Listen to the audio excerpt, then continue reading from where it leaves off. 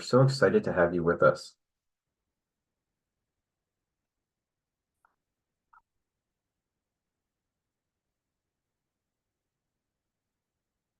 Today, we are presenting the webinar on academic integrity in pharmacy education, and we have wonderful speakers with us. And I'd like to introduce to you Dr. Arinola Joda, our moderator for today's webinar. Thank you so very much, Norm, and welcome everybody. Good morning, good afternoon, good evening, wherever you are. Thank you for joining us for this exciting webinar, interesting webinar on academic integrity in pharmacy education. We're all very welcome. Next slide, please.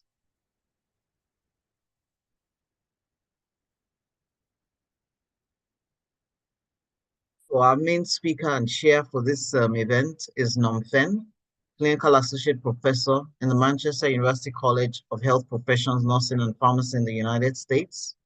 And as I've been introduced, next slide, I am Arinola Joda, Professor of Clinical Pharmacy in the University of Lagos in Nigeria, and an EXCO member of the Academic Pharmacy section, as well as an EXCO member of the African Pharmaceutical Federation.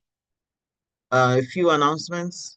For those of us that are already digital events gurus, you know that the webinar is being recorded and is also being live streamed via YouTube. And the recording of this webinar, along with other events, digital events of FIP, can be accessed on www.events.fip.org. Please put your questions in the question and answer box, and it may be answered there, or you might get an opportunity to ask it online. You are also welcome to provide any feedback you have to webinars@fip.org.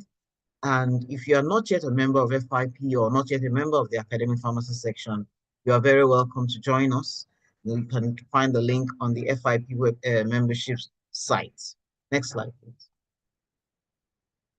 Just to let you know, for those of us joining us and you may not be very good with English, FIP Digital Events has a new translation feature on Zoom. So you need to turn on your captions, enable the translation toggle, and then you choose your preferred language, and you can follow us as we move along in the webinar.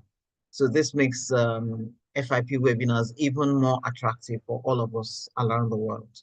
Next slide, please. So as I've said, this webinar is on the auspices of the Academic Pharmacy section, and would like to thank ACPS leadership for supporting this online event. Next slide.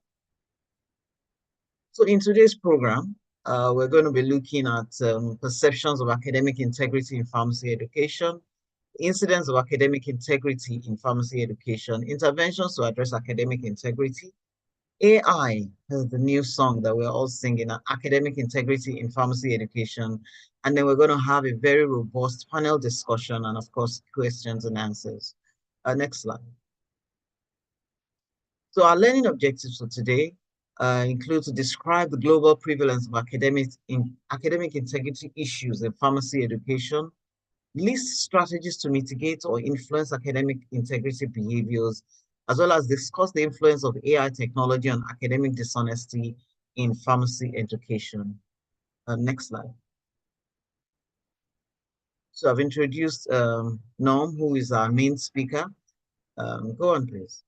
So our panelists will start from Professor Aukje Mantel, a professor of pharmacy and global health in Utrecht University in the Netherlands.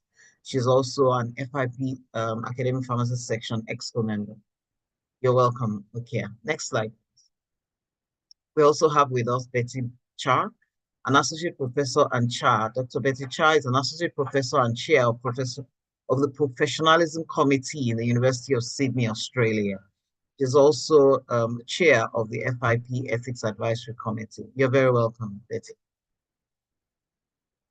And last but not the least, we have Professor Tony Odeku, Professor of Pharmaceutics and former Dean, the University of Ibadan in Nigeria.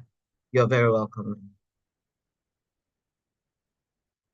So I think I'm going to be handing over to Norm Fenn as it goes on in this presentation. Norm, over to you.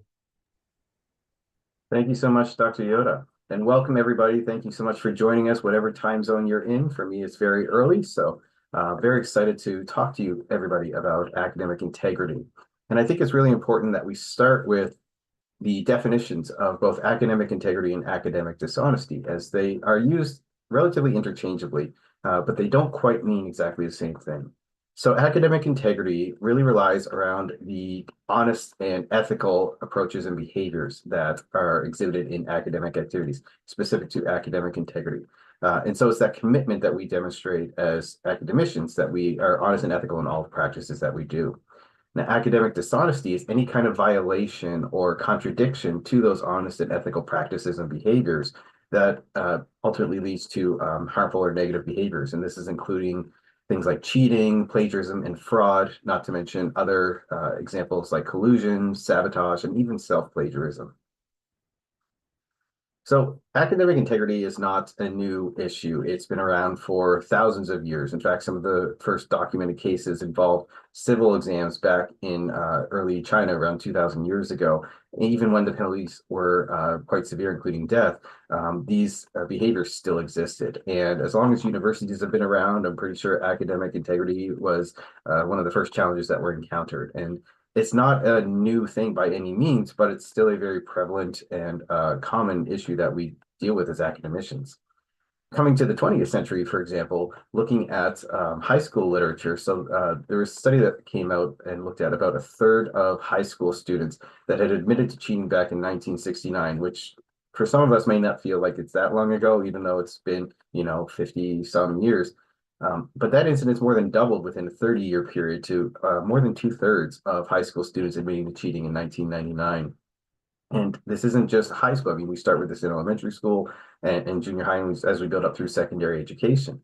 But then even when you get to post-secondary education, your graduate, undergraduate level, we still see incidences of academic integrity violations and what have you. And so the 2012 Josephson Institute survey did report a greater than 50% incidence of students admitting that they cheated on an exam.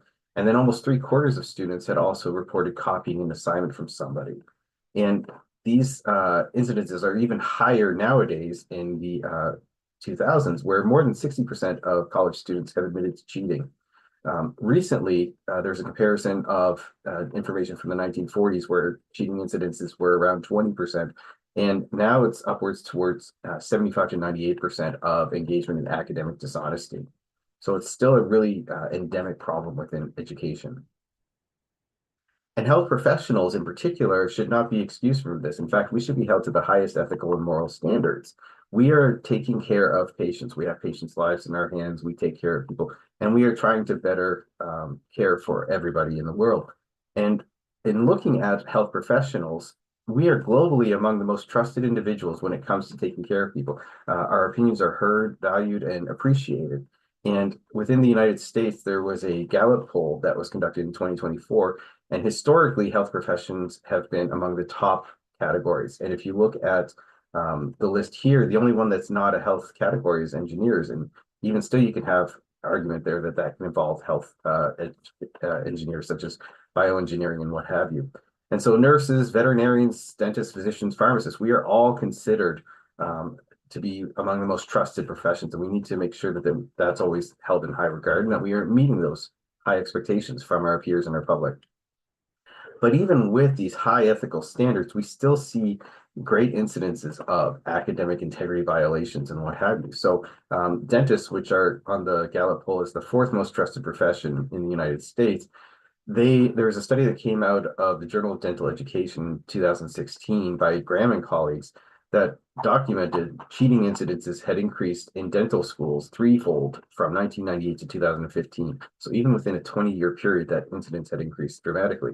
And that's also pre-COVID when everything kind of shut down and transitioned to a largely online environment. Medical school is no exception either. There was a review article published by Saidi and colleagues in the Medical Education Bulletin that talked about incidences of medical school cheating, specifically looking at ranging from 10 incidents reported by students. And more than half of medical students admitted to getting involved or committing academically dishonest behaviors, violating that academic integrity threshold that we all need to adhere to. So what about pharmacy? Well, let's talk a little bit about pharmacy. And there's not a whole lot of literature out there. There is a good amount that we can talk about and explore and discuss. And what I really value, these are not all the studies. We'll talk about more of the studies in a later date, but these are just some of the studies that we're including. this is a global issue, and these studies were published all around the world. So like Dr. Agarwal and Dr. Harries are from the United Kingdom. Zubin Austin is from Canada. Dr. Ryan was from Australia. We have Dr. Sheridan Henning, which we'll talk about in a later study. They're both from New Zealand. Dr. Mohammed from Egypt. Dr. Pupovac from Croatia. We have a very good global community and perception here. And so these studies looked at sometimes perceptions, sometimes the admitted incidents, sometimes solutions. They looked at a variety of aspects. So let's focus on perceptions first, specifically talking about students, because the thing that ultimately lies at the problem here, the foundational aspect, is that students don't really know what academic dishonesty is or what academic integrity really entails. When we think about cheating, which tends to be probably the biggest one that we always think about. I mean, from early on in our schooling, we're taught that cheating on an exam is wrong. We shouldn't be copying from other people's work. We should keep our eyes on our own papers. We should always do our own work. And so most pharmacy students recognize that cheating on a written exam is wrong. 97% recognize that this is considered academic dishonesty. But what about if they're borrowing or copying notes from a peer, or if they're borrowing or copying an assignment for a peer? Is that considered academic dishonesty? Well, what if they do it, if they get permission first? Is that still considered academic dishonesty? If they don't get permission, does that change the narrative? Does that make it more dishonest? Does that violate academic integrity to the same extent?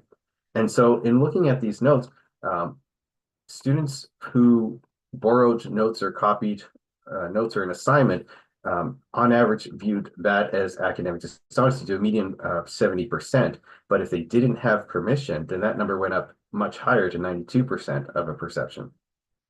What about forging lab data in some capacity? Students don't necessarily comprehend or view that as necessarily a negative aspect, as an academically dishonest behavior. And so the median report of that was around 48%, with a range of 36 to 49% in the literature. Now, you may or may not have heard of an Aukje, and an Aukje stands for an Objective Structured Clinical Examination. This is a practical skills assessment that is utilized in varieties of educational settings, including pharmacy education. And even though it's still an examination, and we know that a written exam students view very heavily as any kind of cheating in that capacity is very high, with Aukjes, the median was only 38%. So much, much, much lower, despite it still being an exam.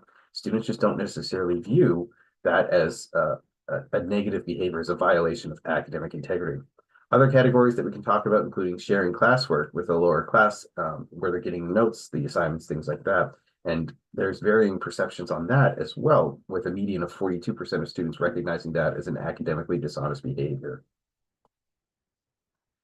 One of the things that really is interesting when you read through the dynamic is that loyalty matters to students. But what about the harm that could potentially be caused? And so relating to the discussion on permission from peers and counterparts about borrowing work or copying work, student perception is of the severity of an academic integrity violation is much less if permission is given, if it's elicited and given. So if you're violating the trust of your peer, that tends to carry a lot more weight to it in terms of whether or not it is academic dishonesty. But if you get permission from your friend or your colleague or your peer, then that weight goes down significantly, and it's not viewed as heavily as or perceived as much as an academically dishonest behavior. The other issue is that students don't necessarily see the harm in falsifying information. There have been students, when they're needing to complete a lab report and they're conducting an experiment in their chemistry days or biology days, and the data just don't work out. The experiment fails for whatever reason, and so they can forge numbers and falsify that. And I don't need to go into great depth about vaccines and autism and the harm that's associated with forging data. I mean, that's one of the big FIP initiatives, is talking about vaccine administration and addressing hesitancy. And so it's really significant harm that can occur. Students just don't generally view that in the same context, or don't see the severity that's associated with it. And then likewise, students don't view that Aukje, that practical examination, as a true exam. They see it as an opportunity where they can just communicate and talk about it and share the experience, and not perceive it as a true assessment of their abilities and aptitudes. And so ultimately, that's a really big challenge. Additionally, students have a real issue with reporting a student colleague or a friend or a peer who engages in a violation of academic integrity. And there's that moral and ethical code to your peer and your colleague versus to the higher calling of the institution, the faculty, or the profession at large. So there's a really big difference in how students perceive academic dishonesty and what the students value versus what perhaps externally educators and others value. So in thinking about academic integrity, the incidence of academic integrity is quite interestingly reported. As again, we're referring to all these studies that are on here. These studies collectively report on over 6,700 students globally, which carries with it a pretty good amount of weight in terms of the numbers that we're seeing and the outcomes that we're associating with them. And the nice thing is that most of these, probably the first study that was published was Arinola back in 2002, and we've had a variety of studies that got published up to 2018, but this is not a heavily identified area, in part because having students who admit to academic integrity violations could put them at risk of their career, their performance, their standing at the university.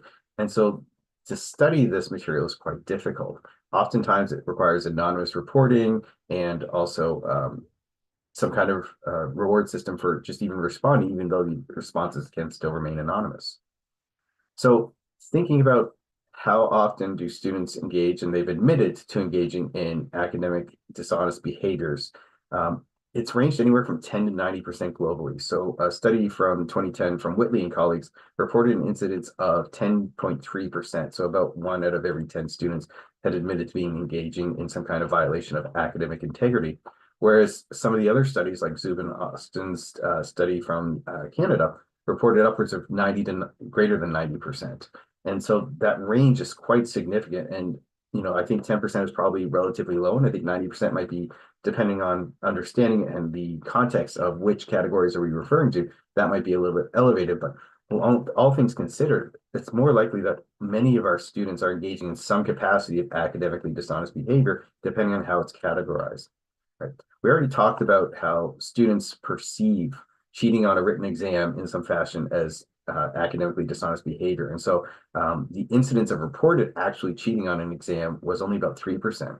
But when we get to the other categories, and we'll talk about that on the next slide, the incidence of these academic integrity violations varied considerably.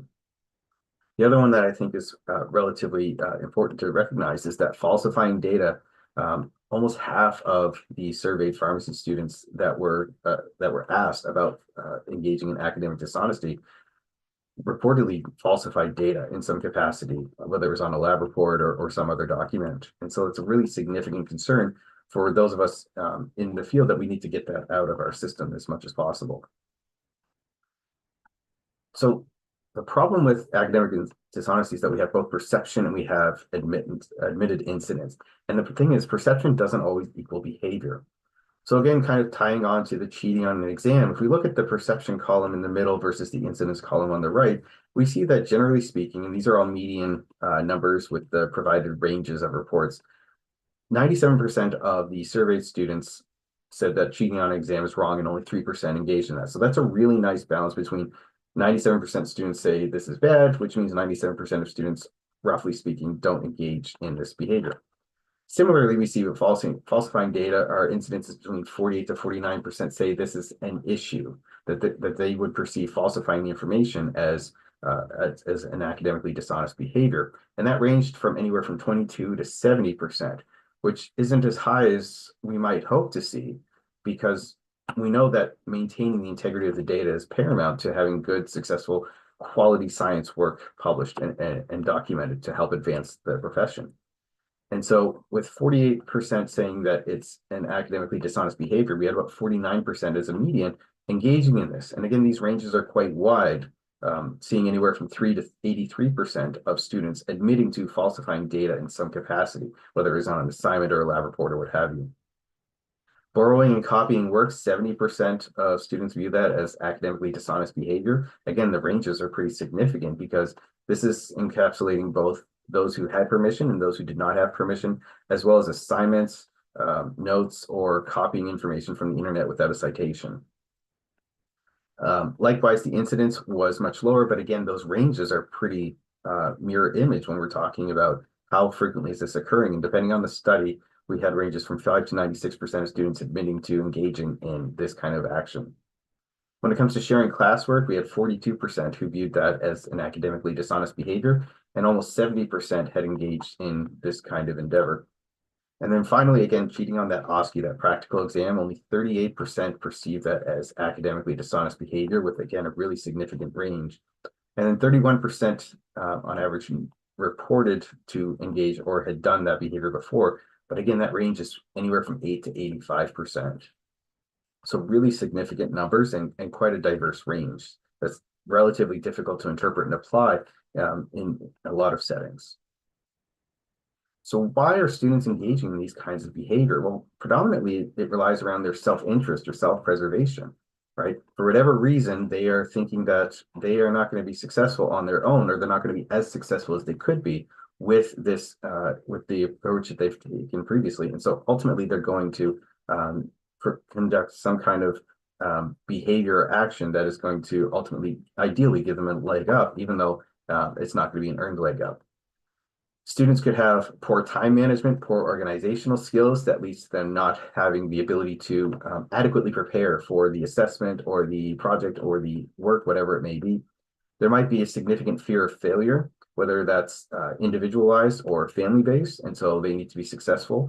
For a lot of students, university can be quite costly, at least within the United States and to an extent Canada, as well as around the world, depending on what your costs are.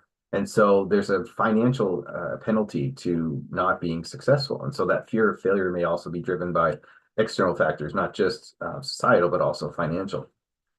And then there's perceived pressure, again, both internally from family and peers, from these self-interpreted challenges or expectations from institutions, employers, things like that. And so there are a lot of different reasons as to what drives students to engage in academic dishonesty.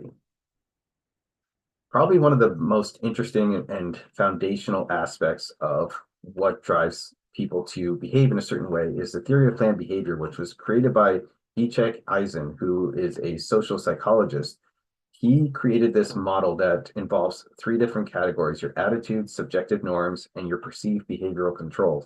And these are all interrelated categories that all drive the intention to commit a certain action or behavior that then ultimately leads to the behavior. So the attitudes are generally these positive and negative evaluations of the behavior in question. So for this, it would be academic integrity and violating that in some capacity, right? And these are often influenced or associated with the consequences of the behavior. So what is your attitude towards academic dishonesty, and how, what are the consequences of that, and how does that influence it? Subjective norms are the social pressures or social performance and expectations to perform well, and so also to drive that behavior, to perform that behavior as well. So externally, how do people interpret the behavior, and how does that influence the intention to commit that behavior? And then finally, the perceived behavioral control. This is where we are seeing the individual beliefs of the individual about the ability to control that behavior. And this is often influenced as well by the student's skills, their available resources, or maybe unavailable resources, and the opportunities. And so these are all interconnected and all connect to the intention to commit the behavior. The behavior can still be stopped before it's actually committed, but that intention is kind of that last step before they actually engage in that. And this can be applied to a variety of settings, not just academic dishonesty, but all other aspects of social behavioral characteristics in humans. So what does that mean? What consequences should there be with students who are engaging in academic integrity violations? And to be honest, we could say that about colleagues, pharmacists, faculty, everybody in the field, right? What kind of consequences should there be? And certainly for those who are in the professional setting as well, we are, licensed pharmacists, we're practicing, those violations are going to carry with them some severe consequences. But what about students? How can we apply that? And so it usually is related to the more severe the violation, the greater the punishment. If the violation is less, then the severity might be less. And so students, when they're asked about what kind of consequences should occur with academic integrity violations, they generally are routinely lower than their faculty counterpart when they're asked these questions. So if you compare student versus faculty recommendations for consequences, students are generally more lenient. Part of that is due to, again, kind of recognizing that this is their peer that is engaging in these behaviors and has been caught.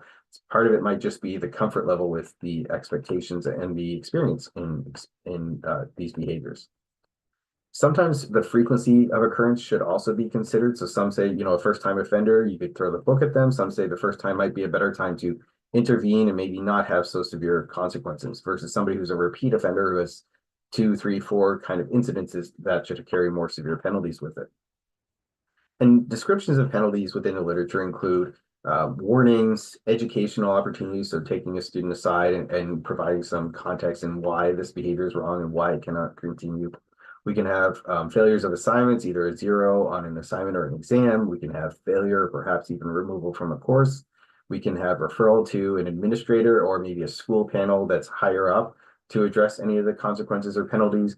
There may be suspension, there may be expulsion, not to mention legal challenges and potentially civil consequences, depending on the type of dishonest behavior or violation of that academic integrity. Some of them, like with sabotage, can cause quite significant financial and monetary compensation requirements that lead to as a result of that behavior.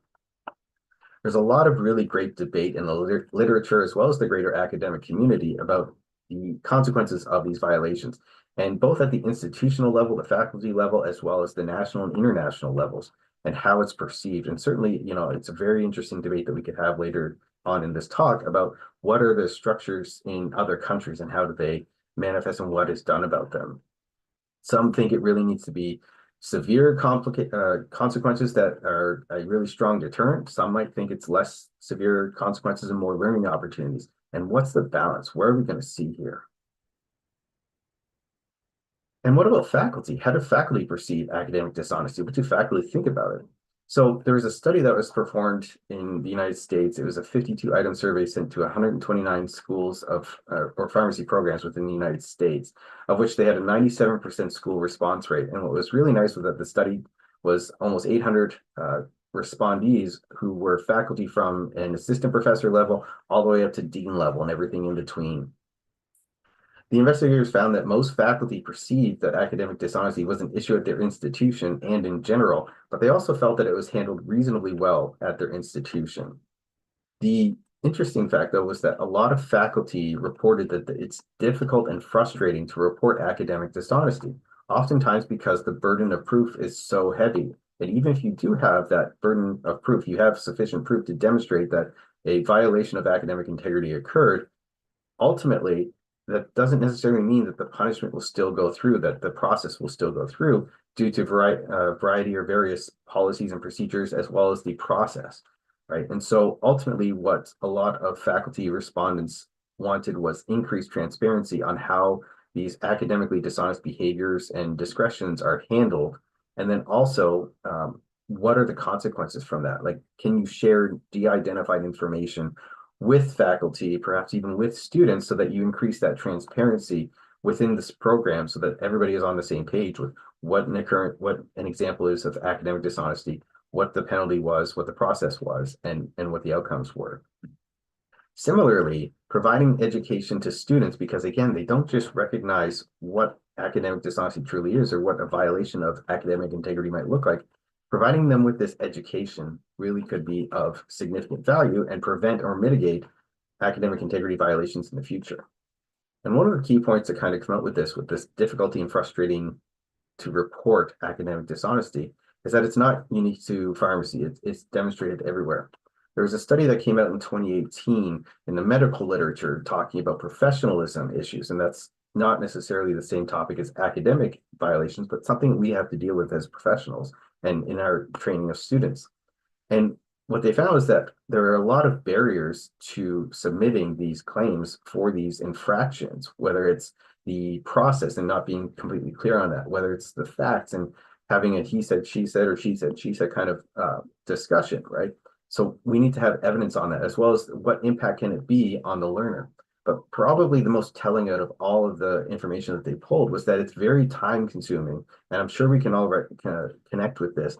It's incredibly time consuming to report student infractions, to collect all the information that we have, to submit all of those reports, and then to not know the outcome. And it's really difficult when the barrier is so high to achieve just to get this process submitted that some won't even start in the first place. And that's not necessarily the attitude that we want our colleagues to take.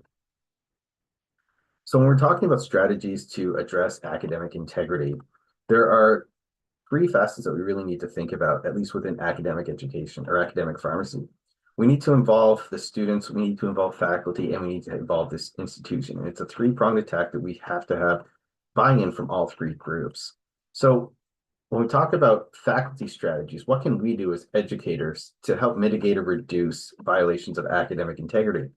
One of the best strategies is the movement towards these competency-based assessments. And if you're not doing these already, it's really wonderful if you can implement them. It's not going to get rid of your written exams necessarily, but can we get to a place where students can demonstrate that they have achieved competency in a variety of areas? And the reason that these competency-based assessments are a great deterrent or mitigating the ability to cheat is that they are requiring students to demonstrate their competence. And so it's not just you can answer a question, you can pick the right answer out of a multiple choice question on an exam. This is, can you give me the answer when we're talking? Can you demonstrate this skill or aptitude?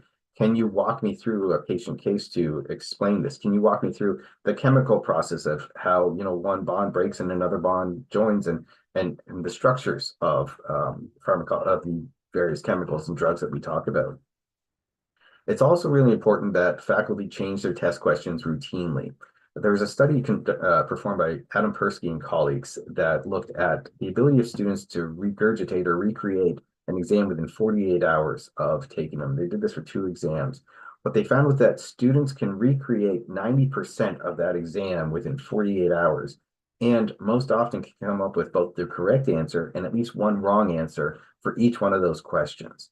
And so even though it's very time consuming, can be a really difficult process to write good quality test questions, it's important that we as faculty are changing those up routinely or adding parameters that change the answer so that we are at least having enough diversity in the questions and not allowing students to repeat it or get access to previous questions.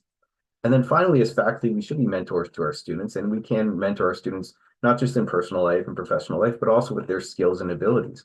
And we can focus on the ability to build their time management skills, their organization skills, and their study skills. It's an endeavor that we're doing at Manchester University, and it's an endeavor that I think a lot of other institutions are employing in various capacities. And certainly those are 3 different strategies that we can incorporate, at least for us as faculty. With our institution, we also need that institutional support. And probably the best way to approach that is to develop clear and effective policies and procedures around academic integrity. Those policies and procedures need to be transparent enough for our students, one, to have access to them and to read them, but then also understand the underlying intent and expectations and responsibilities that are associated with academic integrity and violating that academic integrity expectation.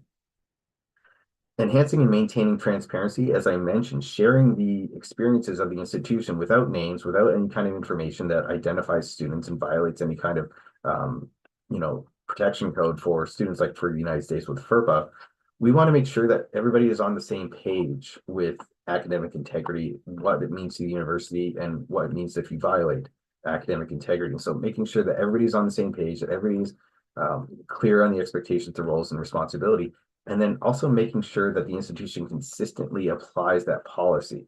If one college perhaps applies it a little less rigorously and one applies it stringently, you're going to have some fluctuation, and that leaves you open for legal challenges that can potentially be lost by the institution as a result of inconsistent application of policies. And so you want to make sure that as an institution, that everybody is following and is all in a line, going at the same rate on these policies.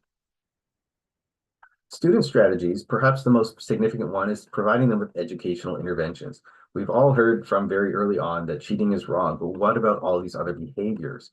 And students don't necessarily recognize those. So utilizing early on in their career time to educate them, whether it's through active learning such as workshops, maybe passive learning like honor codes, having them signing an honor code agreement that they will not engage in academic integrity violations, and if they do, that they are aware of the consequences, they've read through the documents, they are familiar with the institution policies and the faculty expectations. These are some aspects that we can incorporate. It's important that we have clear communication with students at all times, and we know how difficult that can be some days, but we want to be clear about the expectations of academic integrity, what they should be expecting from us as practitioners, and that they should be held to that same standard, because in a few years, that's where they're going to be. We also want to make sure that they have clear understanding of what the actions are that constitute academic integrity violations, as well as what consequences can be tied to those actions. And then finally, again, we kind of talked about skill development from the faculty side, but also supporting that from the student side, and then also introducing more cultural support, especially in a multicultural scenario or situation where people of different backgrounds have different values, different beliefs, different ethics. We want to make sure that everybody's kind of on the same page with it while still respecting and supporting those cultural ideals and beliefs and not infringing on them. And as Dr. Joda said, without what any talk would be remiss if we didn't mention at least AI and academic integrity, because this is a really hot topic. And so anytime I think about AI, I ultimately go to the Terminator or these other dystopian sci-fi movies where AI is just going to take over the world and we're all going to be left in the dust kind of thing. Not necessarily in this horrible world, but it's the way I always think. I mean, I'm a little bit older, and so that's kind of the way I go. But when I say AI, I mean things like generative AI, right? Chat GPT and what have you. And how does that affect postgraduate education? I mean, it was a huge topic last year at the Congress, and I anticipate it being another issue as something we're going to be seeing a lot. So interestingly, even though it's only been around for a few years, like to the global public, we're seeing a lot of utilization of it. Upwards of 43% of college students use AI to help them with their homework assignments, whether it's writing or getting answers. And that's not just related to college students. There's a study that came out of Nigeria recently that looked at AI utilization for either science or studying and found that 83% of the respondents, and I believe the number was around 252 pharmacy students, 83% of students had utilized AI in some capacity for either studying or writing an assignment. And 85% of those respondees viewed AI as enhancing their academic performance, even though it was doing some or perhaps all of the work for them, right? Similarly, another study that came out of the US just last year as well, reported 45% of students had used AI for assignments, but conversely, 42% perceived utilization of generative AI as an academically dishonest behavior. So there's a lot of discussion, a lot of debate, but it's not going to go away, and it's probably going to become more of a problem in the future before it becomes better. The problem with AI is that AI is highly dependent on utilization and how it's incorporated, right? And so does it work in education? The answer is it can, but you have to be strategic with it, right? Another problem with AI is that there's really significant bias associated with it. It isn't verified by anybody. It isn't validated by anybody. And if you plug in some of the questions that pharmacy students might ask into AI, they give really bad answers, perhaps harmful answers. And so AI isn't a really good tool for getting answers as students when it comes to, appropriate thinking, right? Or appropriate practice. It is helpful, though, if we're using it for things like idea generation, or maybe for those who utilize it as a different language. I mean, English is my first language, but if I tried to speak Italian or Croatian or something, I would struggle a lot more with it. And so I want to make sure that my grammar and syntax is appropriate. And in those circumstances, AI could help me make sure that my submission, my articles, my essays are in better shape than if they were to be submitted by me alone. Now, that being said, you want to make sure that it's well within school policy to do so. But AI can help facilitate individualized learning. It can help students with interpreting information more effectively, maybe can give them more pointers. But students need to not rely on this as a crutch. And to be truthful, all of us need to not rely on it as a crutch, but more so as a tool that can help us improve things. And it has to do with the approach. So when it comes to policy, AI policy is the best policy. If your institution doesn't have an AI policy yet, it's something that really should be thought about and created. When you are creating this policy, it's important that an open mind is left when you're evaluating it, while still making sure that academic integrity is maintained in that policy. Reason being is that it may be helpful and it may be harmful. We want to make sure we have a good balance and we have very clear expectations. So in making this policy, explicitly lay out if and when generative AI can be utilized and how it can be utilized.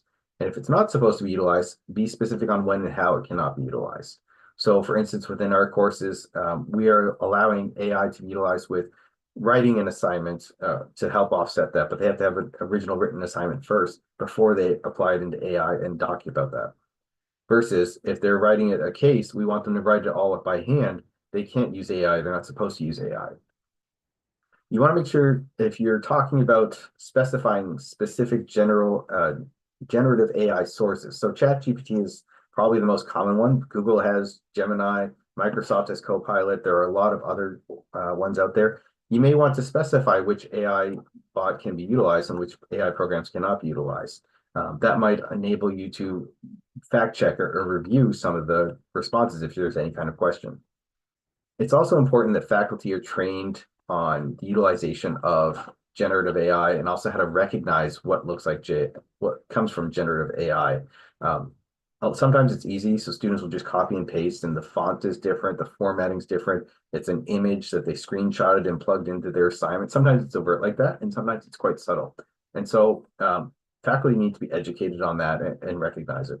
And then because technology advances so quickly, it's really important to continually learn, adapt, and employ successful strategies. So you want to revisit that policy regularly. And with that, we're going to shift to our panel discussion. So I'll stop sharing my slides and bring all of my colleagues on board. And welcome everybody back. So we have a few questions we want to start off with, but there are other questions that we can address if anybody in the audience is putting in our Q&A chat. The first question I want to ask to the group, and perhaps Betty, we'll start with you on this. What has been your experience with, or your professional experience with academic integrity in academia? Well, thank you very much for a lovely presentation, Norm, and very informative. My experience at the University of Sydney in Australia has been 7 years of being the academic integrity officer for pharmacy. And my experience kind of changed pre-COVID to post-COVID. COVID was a turning point, and it was like a flood. In the beginning, it was just ordinary, copy paste, detected by Turnitin software, lighter. When COVID happened, for 2 or 3 years, we had to go online with all our exams and all our delivery of teaching. It surprised us how common it was to notice the plagiarism and the copying and the cheating. And we dug into this a little bit. We found the reasons behind were varied. So simply opportunity, just having the opportunity to have a shortcut was attractive to some students. Some students, for language purposes, as you mentioned before, it helps them with language. They have lack of confidence, especially if they're international students. Some of them actually came from countries where it's okay to plagiarize or to cheat a little bit, because to enter Australia, to enter the university, you have to get a certain level of English. When you actually spoke to these students, you found that they had no English. So how did they get in? So it was somewhat cultural. But again, you dig deeper and you find that there's a theory, as your theory was. It's a Kohlberg theory, and it was based on Piaget. And we are all born amoral. We don't have morals when we're born. We're taught. And it's a factor of the circumstances that we live in and we're brought up in, that we have cognitive moral development. We found that students honestly did not know how to discern between what's right and what's wrong. They were confused. They were, especially during COVID. So we resorted a little bit to making sure that each and every student on entry to the university had a presentation and has an academic honesty module to do, regardless of what course they're doing. Okay, it's kind of universal, and it has helped a little bit. So that's, in a nutshell, a little bit about my experience as an integrity officer. Lovely, thank you. Although Torian, same question. What has been your professional experience with academic integrity? Yes, thank you. Thank you for that very insightful presentation. Actually, at the University of Ibadan, we have a policy for academic integrity, which guides research, and it talks about fabrication of data, plagiarism, and so on. And so the practice began pre-COVID for each, especially to do a plagiarism test using check, using Turnitin for all theses. And that opened a new chapter when we began to see a lot of copy and paste and all that. But with the advent of AI now, we have, I think it has gone deeper. And I think in the last two sessions, there had been cases of students where their projects or dissertation were found to be about 70% AI generation. And so people are now becoming more aware that you have to check this thing to ensure originality.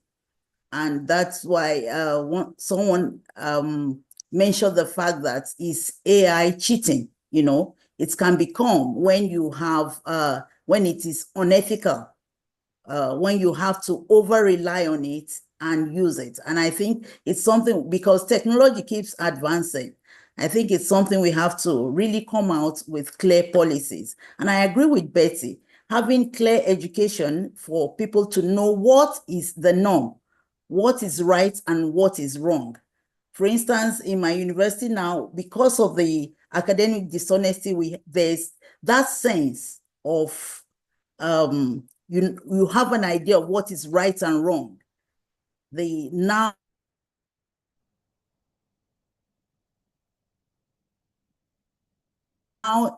challenge is now to ensure that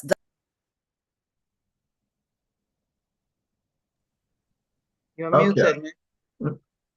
Okay, what else? What could you tell us about your professional experience? Yeah, so what the two colleagues have said before is very recognizable. That's me first to emphasize that. I've been the director of the School of Pharmacy for 9 years in the Netherlands, and I'm still now also the contact person for scientific integrity, so I can reflect from both sides. I think.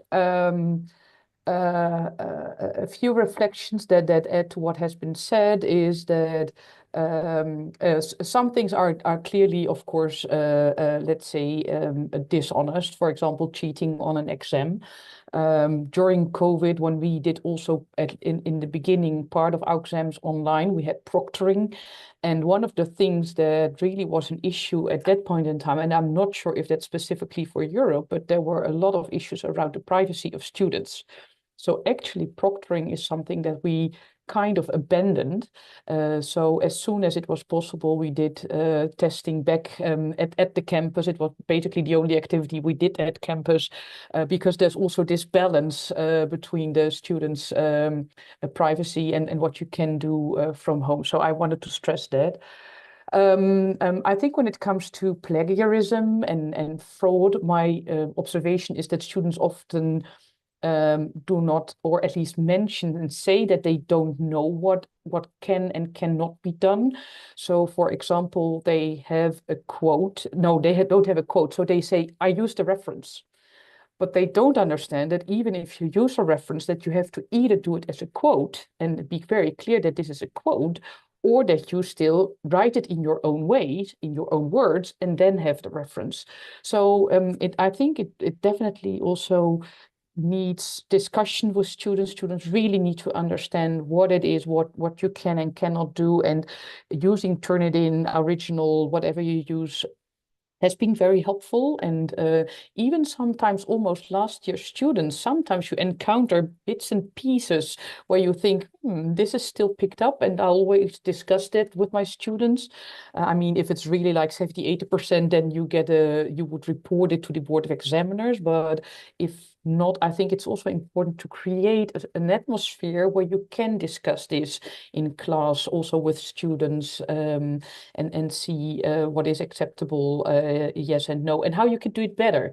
So blaming and shaming, unless it's really, of course, very severe, is also something that I would be cautious and get it to the table and be very clear about is what is definitely not allowed, but also help them discuss especially the gray areas. And one of the things that I think is also, although Turnitin and these things are great, it's difficult for other students, especially also in group work, to know if another student is committing, let's say, plagiarism. So we have cases, had cases there as well, because they can only hand it in, let's say, the final version, whereas they would like to know in between, in the early stages, if one of their co-workers, if they work together on a project, is committing such crime. So I know instances where the group was accused of plagiarism because it was difficult to see which student exactly had done the work, but where the others said, we didn't know and we were not aware. So this is also something that, at least from my experience, is not always easy. Yeah, I think these are a few. Oh yeah, and one final thing maybe to say is, so this is all about things that are graded or part of an assessment. And I think when you started your presentation, you also mentioned things like copying notes from a colleague, not doing your homework yourself, and that is what we also see a lot. There's even a Dutch website which is called Studeer Snel, which means something like study quickly.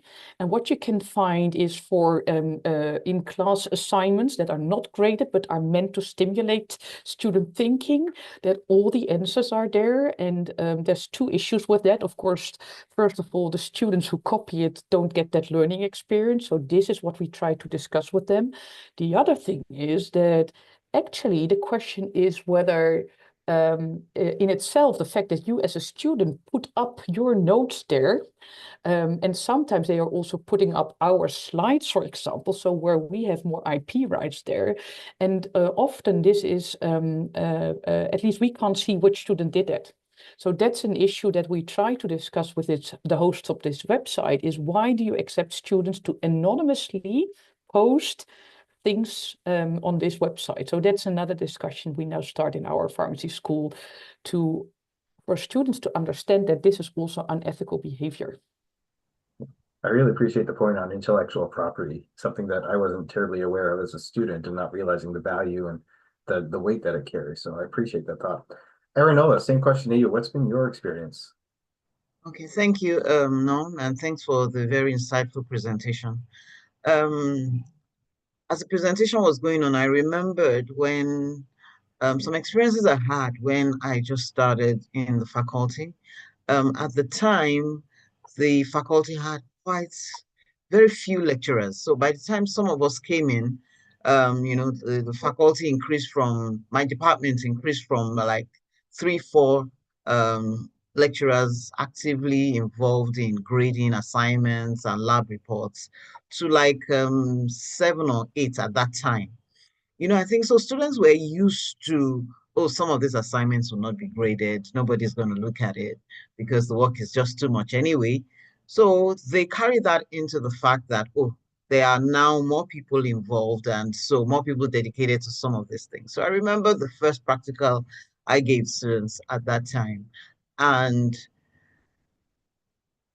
about 60% of the class wrote exactly the same thing, word for word.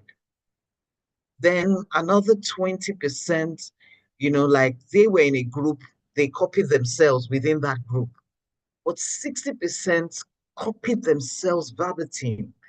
And it was so bad that once I started reading the first paragraph, I just know that, oh, it's in that group, it's in that group, it's in that group. And so what I did was that I assessed the assignment how I would have assessed it if it was original work. Of course, there's no way to know who was the original owner of that work. So I assessed it, graded it, and then I drew a line across the grade they would have gotten, and then put 0. So 60% of the class had 0. And I remember that one of the lab technicians came to my office and was like, "Oh, your children said that you gave them 0." And I was like, "Oh, did they say I gave them 0, or did they work for the 0?"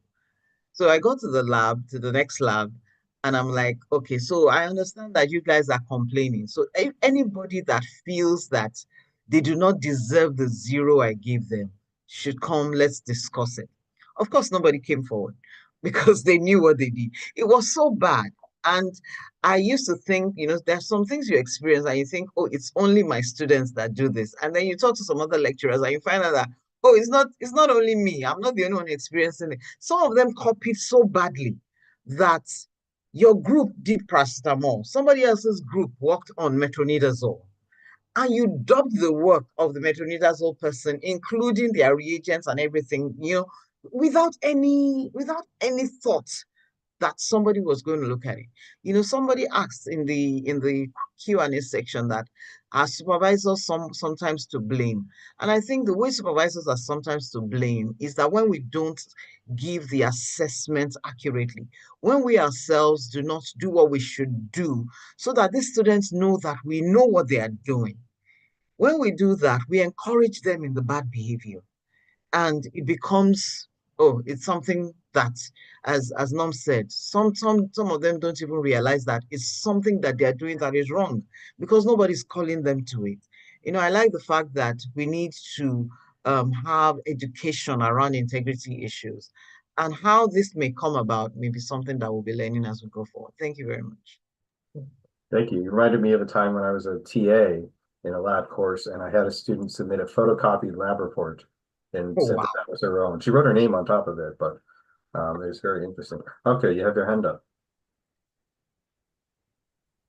Yeah, I noted in the so I wanted to comment on the point also about to what extent a teacher behavior can play a role, and I think there was also a very nice question in the chat now about what about students learning together, study groups, etc. So where's the boundary between collaborative work and when is it dishonest? And I think that at least being very clear on when you are supposed to work on your own or hand something in, and when it's allowed to work together makes sense. And also, but I think we should allow enough time for people to know that they can.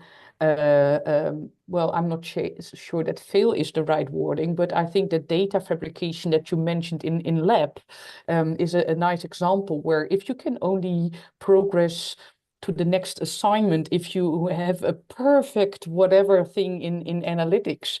I also recall from my time as a student that sometimes people just were fed up, and if you would have arranged it differently and say, okay, you tried it 3 times, so you can move on anyway, so give the space to not succeed, but and not basically ask something from a student that he or she feels that the pressure is there. And of course, there's it's not always that clear and easy, but I definitely think that these 2 things are important to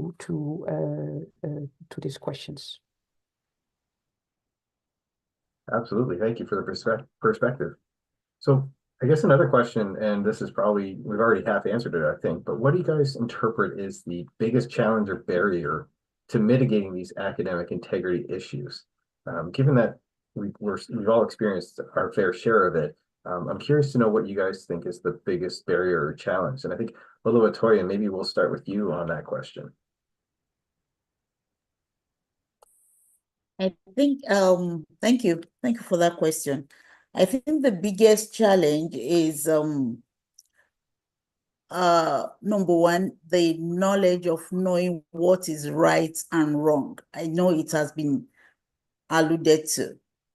And the fact that, for instance, the issue of academic integrity started when we now had tools to check if there was plagiarism and all that.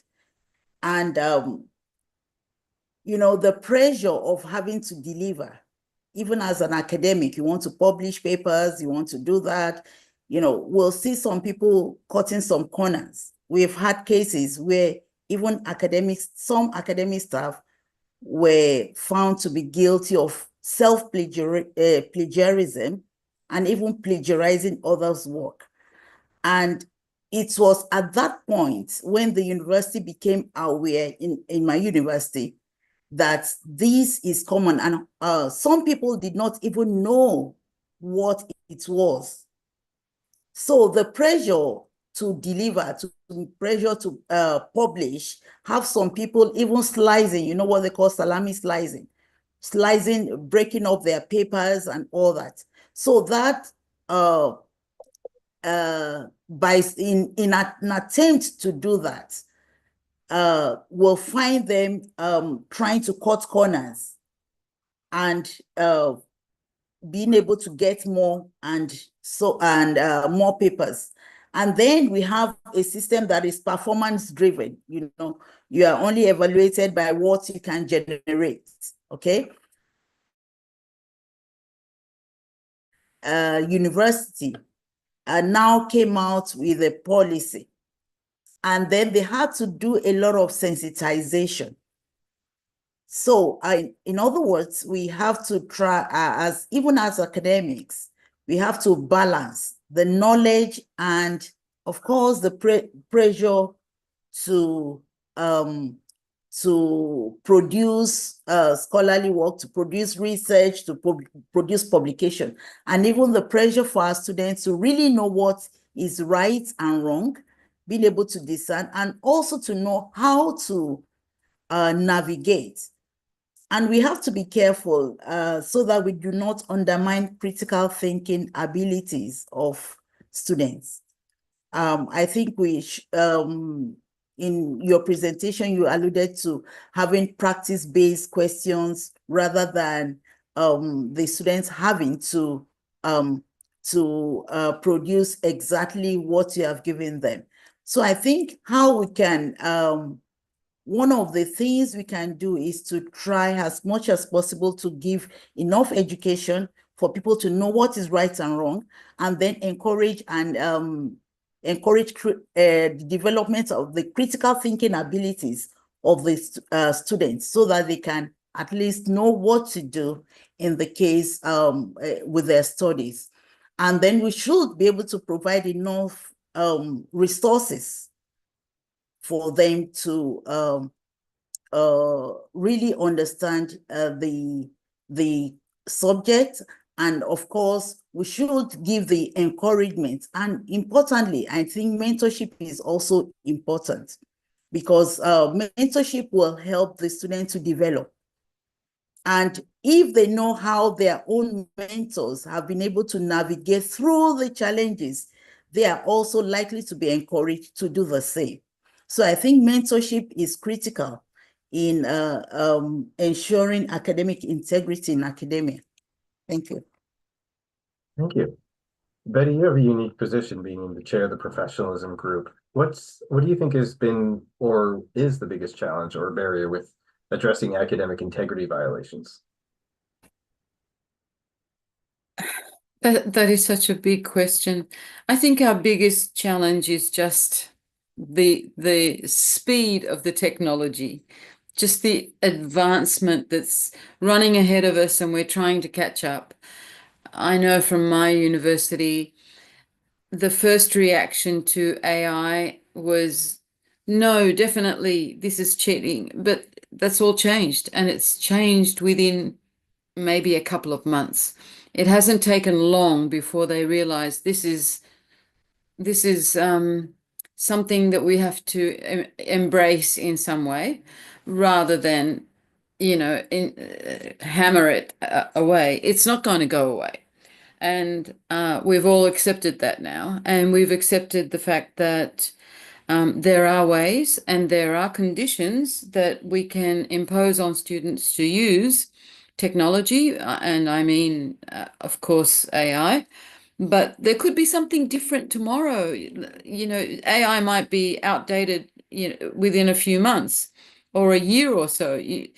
one of my colleagues said to me the other day, this era is like when the calculator was introduced. You know, we transferred from the pencil and the pen and got a calculator, and that was huge. And it was considered cheating, but it's not now. It's bread and butter. And AI is probably the same. The challenge is for us also to work around, to accept, and to work with some kind of reality on finding what's right and what's wrong, and what can be worked with in whether it's in research or in academia, as in education.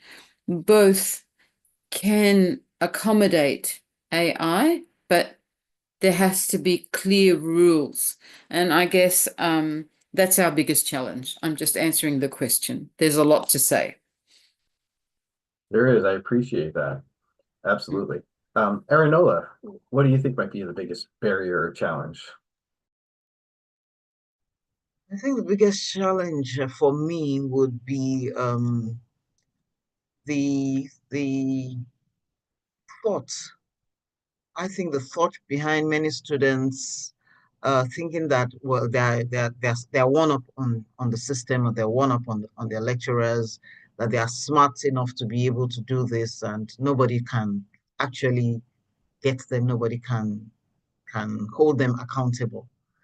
So I have a big issue with people doing fraudulent things and passing it off as being smart. Uh, you know, a lot of that is going on, not just in academics. So and maybe some of it is foiled by that line between not knowing that this is wrong and actually knowing that it is wrong, or just being deceptive. Somebody asked and I think it was mentioned earlier, when you are in a study group, yeah, you study group, you discuss, you learn together. But when it comes to doing your assignments, with the benefit of the additional information you have learned together in the study group, then go do your individual work to submit. It does not have to be, you don't have, except of course if it's a group discussion, a group assignment, and you're going to submit one item. But if each person is still supposed to submit their own individual assignments, then take the benefits of the study group and then go and do your assignment. It gets, when students come into exams with cheat codes, materials written, I'm like, even if it's one thing that you had access to the question somehow. Let's say somehow the lecturer somehow released the question without knowing, and you saw this question. Is it not for you to go and take those questions and go and practice it and go and learn it and then come into the exam hall? Why do you still need to write something down to bring into the exam hall? And there have been all kinds of ways where people cheat. They write on their thighs, they write on their hands, they write on sheets of paper, and it's just that mindset of, oh, I can get away with it. There's nothing they can do about it. That gets my goat every time. Thank you. That's fair, absolutely. Aukje, what about your thoughts? Yeah, I go along with Betty that especially the speed of developments makes it really difficult. I think when I listen to my environment, most people will also say we need to embrace this, but in a good way. And but because it's so quickly that even while we are developing our policies, actually new things already come up. And I think that might be part of the change when going from pencil to a computer, whatever. It was also very disruptive, but not as far as I know, although maybe I was too young at that point in time. But that it is so quickly that you're always lagging behind. So what I see is that at least within my university now, people feel we need to do something. So different people start doing things and instructing students, but then you see that different courses give different instructions, different faculties give different instructions. So people really get confused by what is expected from them. And I think that is also contributing then partly to the biggest challenges is that we among ourselves are not even very clear on what we would like to, what we plan, etc. And many of our faculty members, including myself, are even not experts in all of this. So we are still searching for answers, and at the same time try to guide our students, and that is, I think, difficult at this point in time. For sure, and I agree. I think AI, the studies from Nigeria and from the US, I think are paramount in demonstrating that our students are far more advanced in understanding in AI than faculty and whatnot. And I think that's a big driver. I think, Arinola, to your point, you mentioned, the students and the perceptions of the students and the behaviors of the students. And I think that's something that has been maybe fostered a little bit with the new generations, right? With the generational learning. And I think that there's a lot of generational differences between how I went through school, how some of us went to schools, have, the older generation versus the newer generations. And I think that that's something that's kind of been fostered to a negative extent, where students have kind of had a lot of things handed to them. There's a level of entitlement that I think has grown from generation to generation.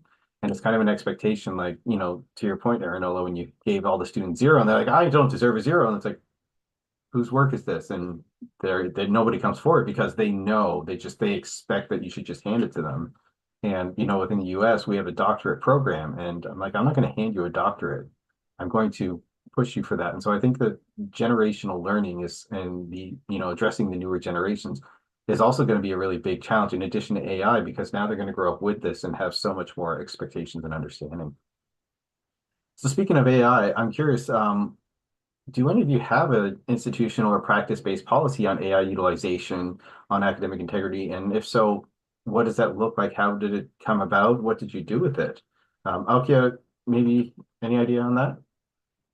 Yeah, so we have had some bottom-up initiatives, like manuals and guidelines for students, but we are now also working on a UU-wide policy, but also more like a code of conduct, saying what to pay attention to. You already mentioned biases, for example.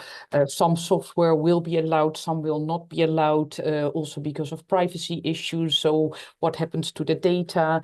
I think also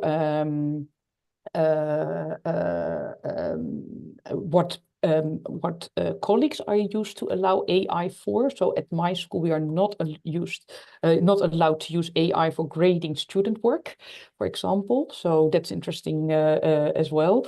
So yes, there is some guidance now, and we usually say that they need to acknowledge that they have used it and what they have used it for, and that can go beyond just text editing. So that might also, depending on the assignment, also be brainstorming, idea generation, but then we ask them to give the exact prompt, the answer, and also their reflection on, let's say, the answer that they got and how they used it in their assignment. So that's a kind of shift then from what you ask your students to do as well.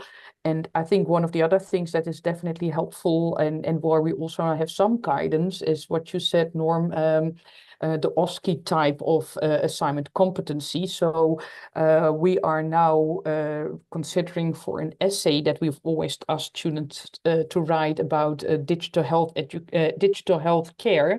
And not only to ask them to write the essay and say what and how they used AI, but also to do an oral questioning about it, to see to what extent they can also explain their ideas, etc., etc. So we kind of add an additional layer in terms of assessment, but that you can't do always, and depends also on the number of students. So that we would like to do more often, I think, but also it's more difficult. Yeah, so we are working on a policy at this point in time. Betty, I know you mentioned a lot about AI too. I'm curious to know what the University of Sydney is doing, if anything, on AI policies and/or practice-based policies. Well, the AI policy at the University of Sydney is on constant revision all the time. It is now it has now announced that AI can be used as a default, and the onus is on the educators to be very clear as to whether or not they allow AI in an assignment of any sort. And if they do, what are the conditions? And most of the conditions are that you disclose exactly what you've used and what the question was and how much information in your assignment was AI generated. We are having problems at the moment with research integrity. But it's as I said, it's a kind of a different nuance to the academic issue, but it is very similar in that qualitative research is being put through AI, and it's caused a lot of head scratching and what do we do with this? And I think within a few days, I think everyone's going to agree that we have to accept it, and there must be rules around it. So yes, our institutional policies also include a student charter, student education, and student modules for academic honesty. So we're trying to attack the problem from both ends, from the educator, putting the onus on the educator to be absolutely crystal clear as to what they want, and the student to be responsible and to be honest. Perfect. Arinola, any additional comments or thoughts? Well, I actually just checked because I wasn't sure if we had any in the University of Lagos, but I saw that in February, the university, under the leadership of the Deputy Vice Chancellor, Academics and Research, they called a 3-day committee meeting on ethics to see to the development of an AI policy for the university. So, work in progress right now. Sure. Although Atoyan, how about from your realm? Thank you. We don't have an AI policy, and I think similar to the University of Lagos, our university is just trying to develop one, because people are now raising the issue because more and more new technologies are developing, evolving at a fast rate, and students are becoming more aware. And while some professors feel, oh, you don't need, it should be absolute zero tolerance to AI, some feel AI is the way to go. So the discussion is in place, and I'm sure they'll come up with something very soon. Appreciate the insight. And Betty, I think I can tie in with our institute in Manchester, which is not the UK. We're in the United States in Indiana. At least within the College of Pharmacy, we have a couple of colleagues who are at least keeping abreast or keeping pace with AI processes. And so we have still kind of faculty specific policies on AI utilization, what you can use, what you can't use. Some are more open-minded about it and some are more closed-minded about it. And I think especially for the ones where like essays are requirements and other submissions where AI can play a more significant role, there's a little bit more clearer expectations and guidance on what can be used and what can't be used. And then even when we do tell them like, hey, AI cannot be used for this assignment, they still use it. And then they get upset when it's like, we told you you can't use it. It's abundantly clear. It says in the prompt, like, don't use AI. So yeah, but I think it's going to be an interesting process. And I think it's to your point, Betty, the technology is moving so fast. We're just trying to tread water while we're catching up to the, boat speeding away. So yeah. Arinola, what other questions are we getting in the Q&A pods? There are quite a number of questions, we have about 10 minutes to go. So I'm going to try to group the questions, and one or two of us can just provide some thoughts. Some of it have already been answered in the discussion. So somebody here says that, can anyone use AI to write a textbook? If done, does it come under cheating? And then I'm going to group that with verification of information and data from AI is usually the big question and giving credit to research efforts. How can we leverage on its wider audience and promote academic honesty? Betty, do you want to take those two questions, please? I think validating the data from AI is a skill. Even we have to learn these skills so that we expect it from our students. So validating, making sure that that's a valid reference, etc., has to be taught, I think. And what was the other part of the question? It was just whether or not a textbook is cheating. Yes, kind of. I'd say if it was a lazy person who isn't telling us where it's coming from or where, I mean, anyone can write a textbook, but you'd have to be able to give references. If you can give validated proper references and tell us exactly where you've extracted your textbook, you can accept it as a textbook, but it's not. It is cheating if you just go ahead and just dump everything in a book. Thank you very much. The question on study groups and learning circles, I believe we have responded to. There's another question that says, I'd like to know your thoughts on students misusing your e-signatures, copy pasting them from letters you signed. Whoa, okay, please. Can I just say that's criminal? That's not academic dishonesty. Exactly. It's just That's criminal. criminal. Yeah, sorry, exactly. just cut that out. Yes. Yeah. That's criminal, please. So if you have any student doing that, they need to be reported, really, because it's a criminal offense. Yeah.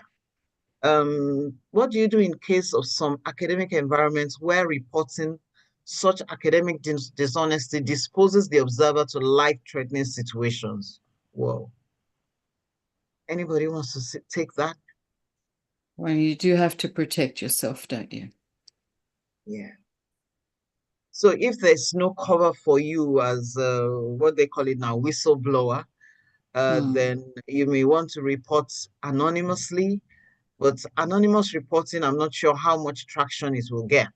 But the first thing is to ensure that you yourself, you are safe to be able to deal with a situation that could potentially be unsafe.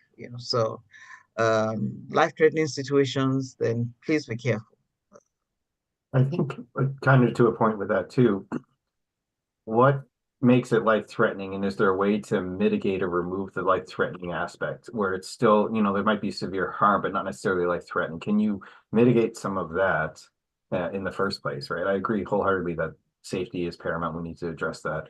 But when you're looking at the situation, is it, threats against life? Is it somebody self-harming? Is it, manipulation? Is there a way that it can become a more safe environment to report, to do that? And I think if there's a way to navigate that, then, that should be attempted, because depending on the type of academic dishonest behavior, if it's sabotage, or somebody's destroying something that's liable to become a patent, to generate funding, to do anything like that, or is submitting fraudulent data that is harming people, I think that needs to be reported. Like, there's a moral and ethical obligation that it needs to be reported, not at the expense of anybody's life by any means, but it needs to be there's a balance there. And I think if there's any way to mitigate the risk, that needs to be attempted in order to report it.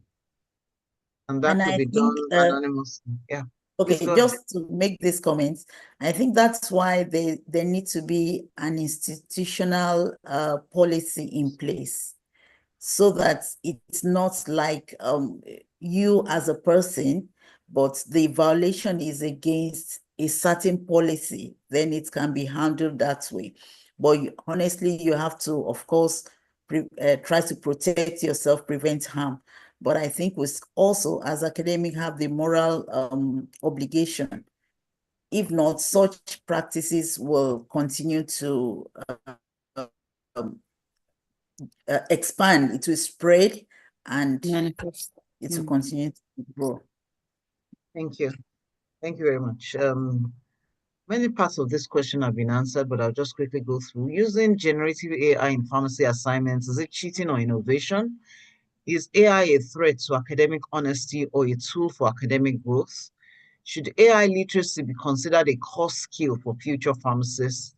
And do providing a second chance beneficial for the students? Nom, do you want to take that?